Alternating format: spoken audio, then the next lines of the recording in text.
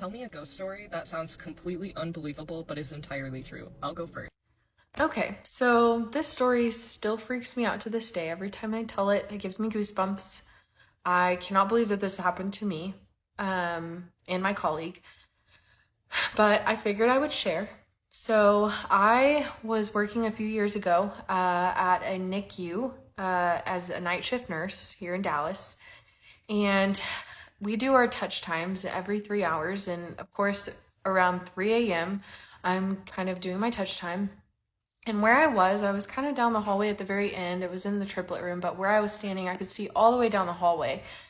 And I'm getting the milk ready, about to put it in the warmer, and I see my friend around the corner.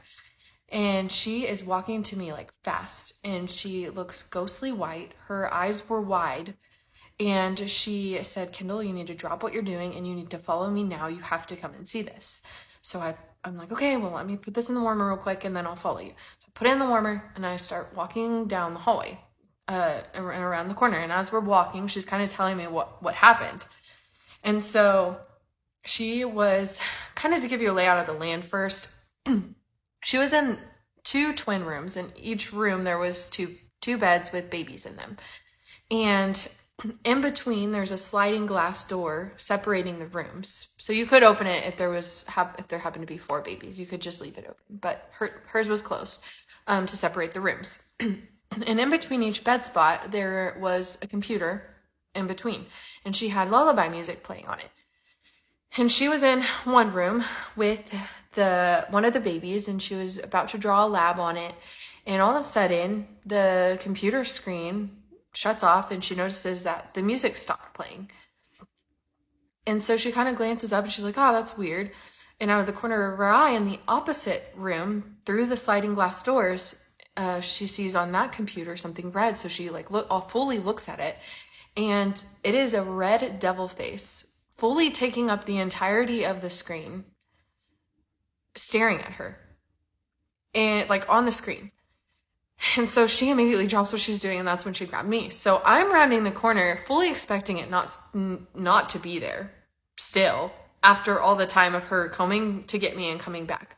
But I round the corner, and from the hallway, I look into the room, and I also see it. So both of us are looking at this. My mouth drops wide open. I get teary-eyed. I'm basically crying because I'm so scared. And I was too afraid to go in that room. So we go into the other room that she was in originally, and I'm standing on the opposite side of the sliding glass door into that room, just staring at this face, this devil face on the screen. And I didn't know what to do. But I'm religious, so I immediately start praying out loud. I said, "Lord, please protect us. Please protect this baby. Whatever this is, it is not welcome here." And I just repeated that because I didn't know what else to do. It literally makes my eyes water because it scares the crap out of me. I couldn't make this up. And so I was repeating that for a solid minute, and somehow mustered up the courage to say, "You know what? This isn't okay. I'm going to turn it off." I take a step towards the door, and the screen shuts off. It goes black for a split second, and then all of a sudden, it goes back to playing YouTube. Playing like the lullaby music that was on YouTube. And I go in there, and I scour it because I am a little bit of a skeptic, and I looked at the search history. I looked at everything that it could have possibly been, like any browsers that were open, anything. I also know that with YouTube, if it's baby lullaby music, generally the commercials that pop up are relatable. So you're going to see diaper commercials and things like that. And I mean, I was so just confused as to what that could have been. And I mean, in my mind, I'm thinking, okay, something evil is there. I was so afraid to go back to work. We obviously reported it just in case there was some sort of hacking into the system, but it's a secure system because at the end of the day, it is a hospital. They have a lot of records that they have to keep secure. But I don't know. What do you guys think? Like I said, I can't believe that this happened to me. It still freaks me out to this day, but I don't know. I'm going to tell you about the scariest thing that has ever happened to me. while being a nurse, and it happened at my old hospital that I worked at for a couple years.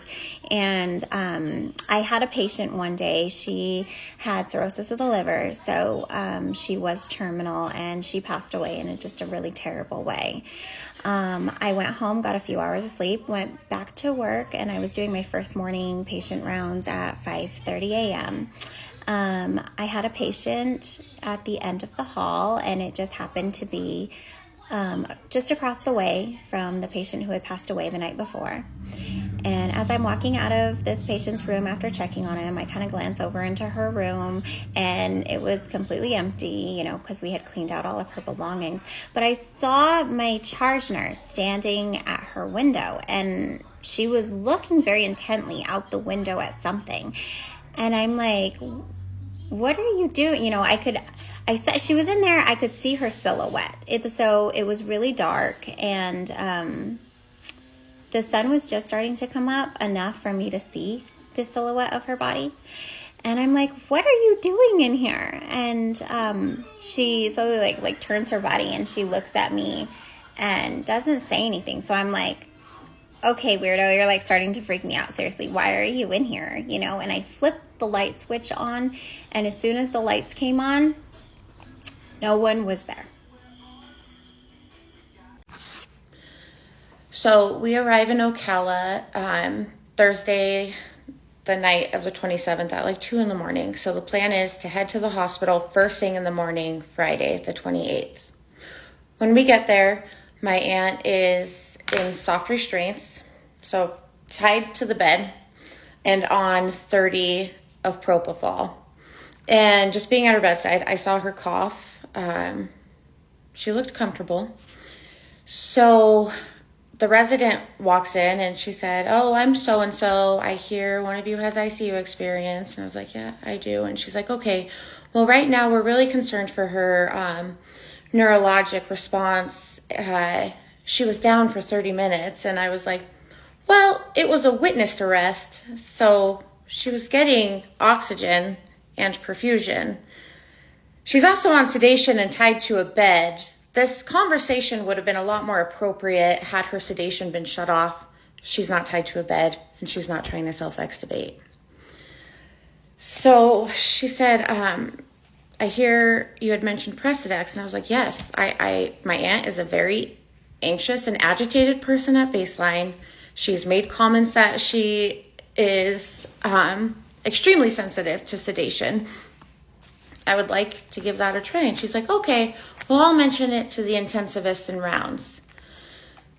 The intensivist does rounds. He never comes in, never introduces himself. They told us that we could participate in rounds. I stood in the doorway trying to listen, and nothing. So the respiratory therapist had mentioned that her secretions looked a little gross. She's a smoker. Smokers have gross secretions, but they weren't copious. There weren't tons. But the decision was that they would finally switch her to the Precedex when, or after they did a bronch on her. So in the meantime, while we're anxiously waiting for that bronch to get done so we could get her off the propofol, I talked to the nurse, and I was like, "So what did her A1C come back as?" And she's like, "It is 5.8. And I was like, so what happened? And I brought up the DK, and she's like, "Yeah, I don't know how that became a thing, but it was never a thing." She showed me her post-ROSC EKG, and to me, I'm not a cardiologist, but we look at a lot of EKGs. I saw a lot of ST elevation and multiple leads from what she showed me on her computer screen. I didn't just read the diagnosis at the top that says acute STEMI. There was lots of ST elevation, and even without that, there was ST abnormalities. And I said, "So that's ACLS. They got ROSC. Why didn't they go to cath lab?" And she's like, she wasn't, they wanted to stabilize her. Okay. okay. So she gets the bronch. They say that they had to give her a little extra sedation in the bronch because she was coughing so much. Then they finally switch her to Precedex. Within the hour, she opens her eyes, looks at us all in front of her, and starts crying. And we calm her down and tell her it's going to be okay. We're here. She's able to nod. She's following commands. She's pulling at her restraints. She's moving both lower extremities. We know cognitively she's still in there because she is a germaphobe. And I said, don't worry, I haven't touched your bed wearing my street clothes. And she starts laughing. That's enough for me right there. That with her low vent settings, like perfect. Oh, and the bronch, we didn't get much out in the bronch. Okay. So anyway, all of this, I'm like, well, this is great. We would have probably put her in a breathing trial and extubated her, get that freaking tube out. But it's a different facility. They do things differently. I'm being patient. I don't want to be pushy. I want to be respectful. So at this point, when I looked at the monitor the whole time we'd been there, she was sinus rhythm with, it looked like ST depression on the bedside. So we go home feeling hopeful, like tomorrow's the day. Tomorrow we're getting that tube out. We show up March 1st, Saturday. She's on 1 of Precedex, and now she's in AFib RVR. Apparently she had gone into that overnight. She was hypertensive as well, and they had been trying to treat that with metoprolol pushes. So that arrhythmia had already been occurring. The RT comes in and shows the nurse a piece of paper. I'm assuming it's the chest x-ray, and I'm assuming it was something with the placement of the ET tube, because she advances the ET tube. My aunt is not as sedated now. Advances the ET tube, does inline suction, flips her into spontaneous breathing, but then looks at the monitor and says, I'm taking her off of the breathing. This is at 10 a.m. I'm taking her off of the breathing trial because of that. And I was like, well, okay, like, let's get that heart rate down and then let's get back into the breathing trial. You just advanced her ET tube. She just got inline suction. Like, the critical thinking, please. So a little bit later, at about 11 a.m., they get her heart rate more under control. They flip her into spontaneous breathing. I want the best outcome. So I keep her boyfriend, who's been very doting, very at the bedside. I keep him outside. And I'm like, in my facility, we do breathing trials, tops an hour. You know if they're going to do well or they're not going to do well. So 30 minutes goes by. My mom is at my aunt's bedside, and I'm like, 30 minutes, we're doing great. An hour goes by, and she says, well, the RT just walked by in the hallway, never came in and looked at anything on the vent, walked by in the hallway and was like, great job, swing batter. And so I'm texting my mom, and I said, that's great. Like, that's good news. Like, we're almost there. We're almost to the 1 hour mark. At the 1 hour mark, my mom says, well, the nurse just told me that she could be on this breathing mode for hours. And I was like, oh, okay. So my mom and I tap out because we want low stimulus. We want her to have the best chance ever. Also, side note, when they went to turn off the Precedex to do the breathing trial, I said, could we please just stay on 0.2, just the tiniest dose of Precedex. It does not cause respiratory depression. It will calm her anxiety so that she can tolerate this, because she is not going to like this. She is tied down to a bed with a tube in her throat. She's terrified. And that was fought against for a while, and finally the nurse put her on 0.2 of Precedex before the breathing trial. So we're an hour past her being in the breathing trial. I'm looking at her vent settings. She's pulling volumes. There's no apnea alarms. Every time she starts coughing or gagging, I'm easily able to like calm her down and tell her like, just a little bit longer. We're going to get this tube out. You're doing so well. You're doing so well. She starts getting more agitated being in this condition. Great idea if we extubate today. And I said, why? He said, well, the respiratory therapist told him that she tacked way up this morning. I said, that was at 10 this morning, right after she advanced the ET tube and did inline suction. My aunt was in a breathing trial for a minute and she shut her off. Then she came back at 11 when the heart rate was controlled, put her into a breathing trial. And she stayed in that breathing trial for a little over 2 hours. And I said, like, that's barbaric. I'm sorry if it's not to other physicians or other ICUs. To me, like, that's torture. And with no end in sight, like with no goal. Nobody communicated anything. It was like, we just flip them into a breathing trial and wait for them to fail. That's what it felt like. So I am feeling so helpless and so frustrated because I know at my facility, and I hate to keep saying that, but we would have had that tube out. They would have done something different with her sedation. They would have assessed a little more correctly the day before as to what a neurologic response is. Anyway, all that aside, she's like, well, there's criteria that we follow to extubate a patient. And I'm not trying to be mean. I just am so anxious to get my aunt extubated while she's got this cognitive response. We're doing more harm keeping her sedated. We're doing more harm to her because she's experienced a significant trauma. Anyway, the resident walks out. It's the end of the conversation is not great. Like, she just walks out.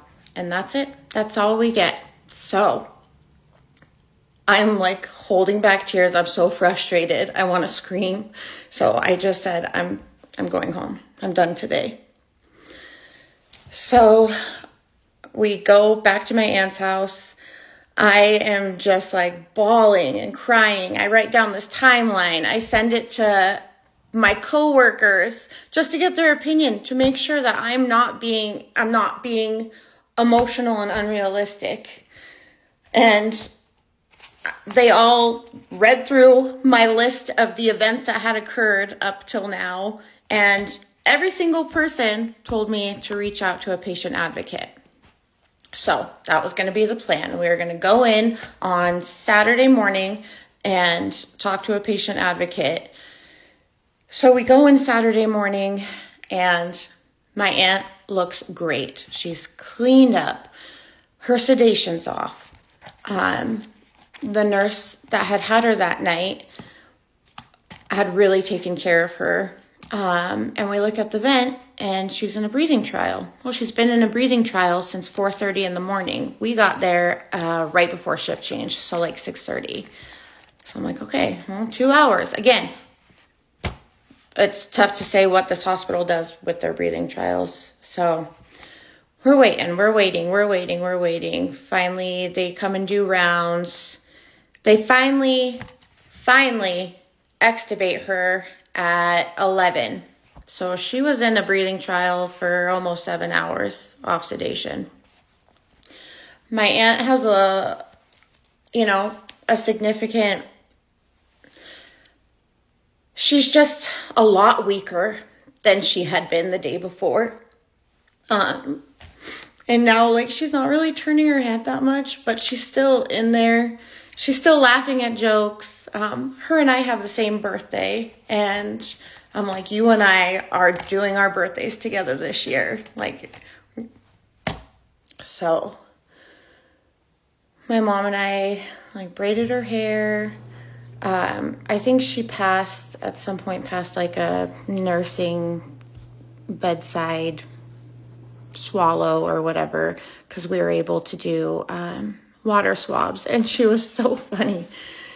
All she wanted was water. She kept mouthing out water. And she would just like open her mouth like a baby bird. And like I said in the previous video, she had significantly declined in her strength and motion. She wasn't moving her arms. I did range of motion with her arms, with her legs. We decided that we should let her rest. She had just been through a lot. Tonight would be a nice restful sleep off of sedation. And we were hoping we'd return Monday the 3rd. And she'd be a lot more perky. So we go home. We actually get a little bit of rest this night. And we wake up and go in on the 3rd. And when we get there, the nurse is just coming back with her from MRI. And when he hooks her up to the bedside monitor, she is back in AFib RVR. And her blood pressure, the systolic, is like 190. So I say to him, should we consider like a diltiazem drip? I mentioned amio. And he's like, yeah, I'm not sure. We thought it was pain related, so we gave her morphine. And now I'm going to give her some labetalol. I was like, okay. At this point, the resident comes in. Any time that the resident came in, or like any of the doctors on her care team, they just were so focused on their neuro status from being down, receiving CPR for 30 minutes.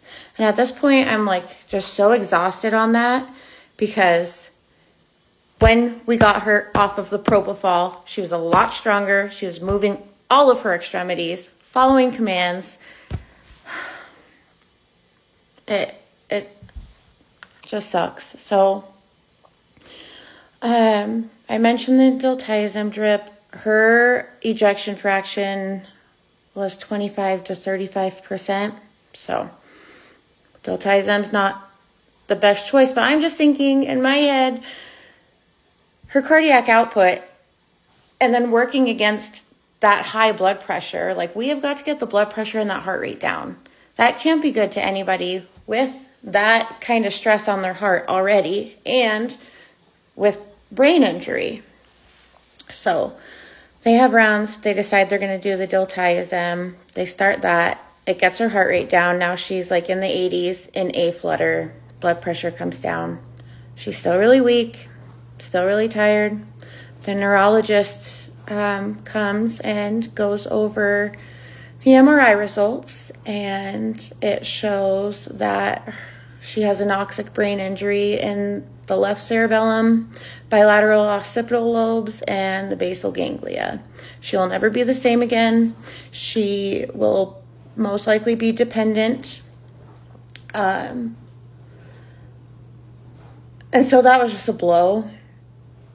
And so a little bit later, the resident came back in and was discussing what her wishes would have been and what she would have wanted. And I said, I want to get her to a place cognitive enough to be able to tell us what she wants. I know with my grandparents, she would have kept them in a nursing home in a vegetative state. That's just how she was for them. She, on the other hand, does not like being controlled. She would hate a life like that. So I just wanted a chance. It hadn't even been a week since she'd been a strong and high-functioning working adult. So I spoke with the neurologist and I said, could we do like thiamine? I'm just thinking of anything. And this whole time I've been sitting in their ICU, I am reading hundreds of up-to-date articles on up-to-date care, I don't know. I was just trying so hard. And the neurologist was actually very agreeable. She said, I think that's a reasonable request to see how her cognition does, like for the next week. And I think like an addition of like a neurostimulating med would be nice. If the ICU team is open to it, I agree with that. Okay. So this is our last day. We have to leave her in this hospital, in this condition, with so many things left unsolved, unanswered. So we leave to Orlando on that night, the night of the 3rd, and we fly out Tuesday morning. I had Wi-Fi on the plane, so I'm in like constant communication with her boyfriend, and he's sending me pictures of the bedside monitor, telling us that she's really drowsy, not as responsive. Still, they're trying to get her off the diltiazem drip. Her heart rate still looks tacky. Sorry, these next couple of days just kind of blend together, but yesterday I spoke with the resident and she's back on her neurologic decline. How we have till Monday to decide if we would do a PEG tube, because it could take weeks to show some recovery, and they can't leave. Oh, we finally got an NG tube in the 3rd. So that's where we're at. This morning, she is less responsive. They did an EEG. I don't know what the results from that showed. They did another echo. Her white blood cell count jumped, and she's requiring more oxygen. While I was taking a break from doing the video, I guess palliative called my mom, and my mom was like, well, I thought we were giving her till Monday, but she told me to call the resident, and I today just kind of need a break from this, from trying so hard. I feel like they gave up on her the second she came into the emergency room. I feel like they had it in their head that she was going to have brain injury and didn't try. They didn't do the best for her, so. If you're wondering if there's life after death, absolutely. So I used to be a hospice nurse, and I worked the night shift, 7P to 7A. That night I had a husband and a wife as patients. They were both in isolation rooms. Each one had their own room because each one had different infectious diseases. So I go in to check on the female, and I'm talking to her, and I notice her vitals are, going down. So I was talking to her, and she said, I'm in pain. I said, do you want me to give you something for pain? And she said, yes. And on my way out, she said, hey, thank you for everything that you're doing. And I said, no problem. So I go up to the nurse's station. I tell them, hey, you might want to contact the family because she's, declining. And they said also the husband, he's showing irregular heartbeats. And I said, okay. They were both DNRs, which means do not resuscitate. So if something happens to them, we have to let them pass. So I walk all the way back to the med cart. I'm getting her medication ready. All of a sudden, she's standing next to me. And I told her, what are you doing here, Mrs. So-and-so? And she says, I need for you to go check on my husband right now. And I said, okay, I'll do that. Let me medicate you first. She said, no, I need to see him, but I can't unless I'm with you. And I looked at her and I said, well, okay. So we go into his isolation room, and there's a little room that you go into before you go into the actual patient's room because you have to get, dressed medically. So we walked into the patient's room, and she's standing next to me the whole time, and I'm feeling like this electricity, and my skin is just, the hair is rising up, and, he looks at her and he goes, I'm so glad you came, honey. she said, grab my hand, and she said, come on, let's go. And I said, what do you mean, let's go? Where are you going? So he sits up. Next thing I know, they're grabbing hands. All of a sudden, he falls back into the bed, and I turn to look, and she's gone.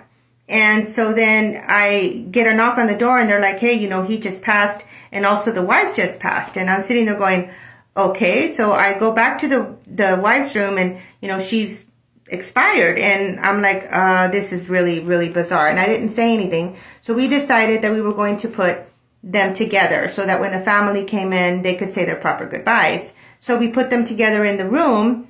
And as I'm doing that, I'm in there by myself. The female just shows up out of the blue. And at this point, I already know that this is something paranormal. And she said, he won't come with me. And I'm like, what do you mean he won't come with you? And she's like, no, he won't come with me. At that point, the kids walk in and they start crying, and I'm backing up against the wall because, I don't want to get in the way. So then as I'm walking out of the room, the bathroom door starts to open, and I see the man standing there. And he's still wearing his hospital gown, and he looks out, through the door, and he says, okay, they're here. I can go now. And I hear the wife laughing in the background, and then the bathroom kind of lit up, and then they were gone. That just blew my mind. Hey everyone, so this is part 2 of the video I made yesterday regarding the husband and wife that passed away within 5 minutes of each other. I just want to thank everybody that's followed me and commented. I can't follow or comment anything right now because TikTok says I'm going too fast. Second of all, I've gotten some negative Nellies, but I block and delete. I lost a son this March, so negativity to me right now doesn't faze me. Third, this couple was kept separate from each other because they were in isolation, doctor's orders. I can't just put them together because that's not what the doctor ordered. We worked at a facility where people that were on hospice would come in, and we would stabilize them from something they had, and then they would be sent home. When she came out of the room and was standing next to me, I didn't know that she had already passed. I thought, this was literally her. And I was telling her, ma'am, you can't come in there with me. You can't be out of your room. But she was so adamant that she wanted to see her husband. So I allowed her. I figured, she's declining already. This is what she wants. I'm going to go ahead and let her. So when we went into the room, she went in there with me. I said, I'm probably going to get in trouble, but so be it. You guys, this was back in the year 2000. We didn't have cameras or cell phones, and even if we did have cell phones, we weren't allowed to record. And this happened in a matter of minutes. I wasn't aware that she had passed because I thought she was literally with me. When I went into the husband's room with her, this all happened in a matter of minutes. My charge nurse went to check on the lady because the monitor showed that her heart rate had stopped. So when my charge nurse was in there, I was already in the husband's room, so I didn't know that she had passed. I came to figure that out soon after I experienced what I did. So when the family came and they were with the family members, I walked out of the room and I was documenting because back then we were still documenting on paper. Again, this was the year 2000, and the daughter came out and shared a story with me. She said she was at home, and she walked into the living room and she saw her mother sitting on the couch, and she said, Mom, what are you doing here? You're supposed to be in the hospital. And that the mother said, hi, baby. And shortly thereafter, she just disappeared. And she said, next thing you know, Patty, she said, I'm getting a call that my mom had passed and my dad had passed. So when she told me that, I felt comfortable enough to share my experience with her. And it made her cry, and it made me cry, but, she shared it with the rest of her family, and it made them feel better that, they were together. And it's an experience that I'll never forget, one of many. I had a lot of other experiences, but, I'm not here to try and prove this, prove that. I'm giving as much detail as I can in the 3 minutes allowed. But I just wanted to tell you that this is what happened to me. Whether you believe it or not, it's your choice. Y'all have a blessed day. Bye. Welcome back to Spooky TikTok. I am Nurse Meg. I've been a nurse for 16 years, and the paranormal just seems to follow me everywhere. So here is one of my creepy stories. This one time I had a patient in PCU. I was working night shift, and she had a cardiac cath scheduled for the next morning. Pretty simple. She would not sign the consent forms all day the day before. I tried to ask her again a couple times, hey, you haven't signed the consent forms, and they're going to come and get you pretty early, like 7:30. She was like, I can't go. If I go, I'm going to die. do you want to watch the procedure on YouTube with me? Like, it's a pretty simple thing. She still insisted, no, if I go get that procedure, I'm going to die. And I said, okay, I'm sorry you feel that way. The doctor will be here in the morning and he can talk to you. You know, it's up to you. And I should point out, she was completely alert and oriented, times 3. So the doctor comes in and is like, hey, you know how doctors are. They're like, I've got 70 million patients. Like, let's go. You want this done? Let's go. Like, what's happening? What's going on? So, you know, kind of pressuring her, like, it's a simple procedure. I'm just going to go in, peek, pull it. We're going through radial. We're not going through femoral. Like, it's going to be so simple. You're going to be out of here tomorrow, maybe end of the day. She finally signs the consents, and she's so worried. She's signing it, and as she's signing it, she's like, I am signing my death certificate. I can't believe I'm doing it. Cath lab comes, takes her away on the stretcher, and I'm taking care of another patient. I come out to chart by her room. All of a sudden, overhead, I hear code blue, cath lab, room, whatever, and I get instant chills, like, was that her? Oh my God. And then maybe like 5 seconds later, where I'm sitting in there just like frozen, I'm like, I can't chart. What if that was her? I see her bed, because I took her on the cath lab stretcher. I see her bed, which the wheels were locked, move towards the door. The whole bed moves towards the door, and the EKG leads that I had put on the monitor are swinging back and forth, like kind of violently. I'm like, oh my God. I get up from the thing and I'm like, Kendra, somebody talk to me. I don't want to be here. It was like, as her spirit was going up, she was like, I told you. I will never forget that. And I will always listen to a patient's intuition.